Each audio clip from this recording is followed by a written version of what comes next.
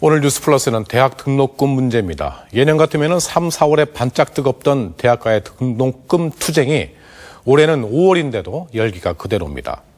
비싼 등록금 때문에 학생들이 얼마나 고통받고 있는지, 낮출 방법은 없는 건지 박성호, 조윤정 두 기자가 조명했습니다. 지난 10일 광화문 광장 한복판에 피켓을 든 대학생이 홀로 서 있습니다. 반값 등록금을 요구하며 번갈아 이어온 1인 시위입니다. 인천의 한 대학에선 등록금 인상에 반발해 학생들이 총장실을 점거한 지 45일째입니다. 등록금이 동결돼야 된다. 실제로 학교에 1,342억이라는 2월 적립금이 쌓여 있고 꽃피는 3, 4월에 반짝한다는 개나리 투쟁이란 등록금 투쟁의 별칭도 이제 옛말인 셈입니다. 지난 10년 동안 등록금이 얼마나 뛰었는지 한번 보겠습니다. 맨 밑에가 물가 상승률, 그 위로 국립대와 사립대의 인상률이니까 10년 사이에 물가보다 두세 배가 더 뛴 겁니다. 그래서 평균액이 국립대 440만 원, 사립대는 750만 원, 이미 1,000만 원을 넘긴 학과들도 적지 않습니다. OECD 나라들 중에서는 미국 다음으로 비싸 2위인데 하지만 다른 나라들의 등록금 수준은 1인당 국민소득의 10분의 1이 안 되는 데 비해서 우리는 소득 대비 3분의 1에 육박합니다. 그 그늘을 조윤정 기자가 취재했습니다. 휴학생인 박미연 씨는 등록금을 벌기 위해 백화점에서 하루 11시간 일합니다. 자신과 언니 등록금을 합쳐 900만 원에 고등학생 동생의 학원비까지. 학자금 대출은 성적 제한에 걸려 안 됐고 세탁소 하시는 부모님한테 손 벌릴 형편도 아닙니다.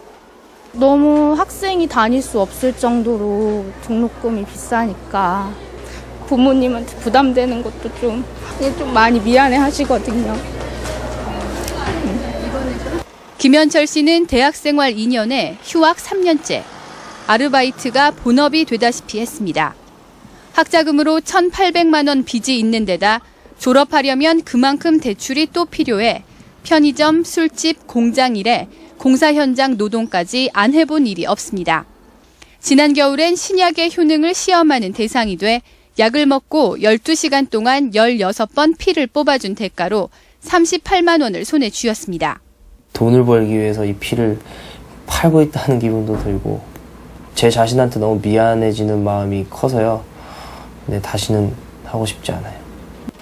아르바이트에 내몰려 소홀해지는 학업에 몸과 마음의 피로, 부모에 대한 미안함. 해마다 200명 넘는 대학생들이 극단적인 선택을 해왔고 대학생의 60%가 그런 충동을 느낀 적이 있다는 조사도 있습니다.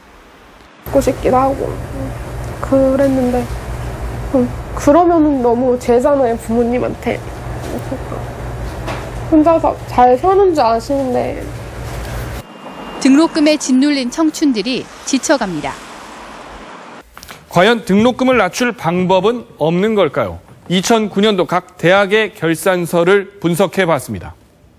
땅 사고 건물 짓는 이른바 토건 비용을 많이 쓴 대학들을 살펴보니 1위 성균관대는 토지, 건물 매입, 건축비 등을 합쳐 579억 원을 썼는데 재단 지원금은 105억, 20%가 채 되질 않습니다. 더 심한 곳은 경원대, 계명대, 백석대, 연세대, 경기대, 재단에서 한 푼도 부담하지 않았습니다. 대부분을 등록금으로 충당했다는 얘기입니다. 법인에서 최소한 50% 이상의 비용을 부담해야 됩니다. 이렇게만 되더라도 학생들의 등록금 부담이 지금보다는 훨씬 경감될 것으로 예상됩니다. 예산을 부풀려 잡았다가 남는 예산을 적립금으로 쌓는 관행도 여전합니다. 홍익대는 조경관리비로 34억 원을 책정했지만 쓰지 않고 남긴 액수가 28억, 기타 시설관리비와 건축비에서도 17억 135억 원을 남겼습니다. 적립금이 700억 원에 이릅니다. 예산 절감이라는 거에 그냥 전략을 해서 그런 거예요. 아, 절약을 해서. 됐어요. 이제 거기까지만 얘기 드릴게요. 대학들은 GDP의 1%를 대학에 투자하는 OECD 국가에 비하면 그 절반 수준인 우리의 국고 지원을 문제 삼습니다. 일리 있는 지적이지만 10조 원을 돌파한 대학들의 무분별한 적립금 쌓기 관행만 사라져도 등록금 동결은 불가능하지는 않아 보입니다. MBC 뉴스 박성호입니다.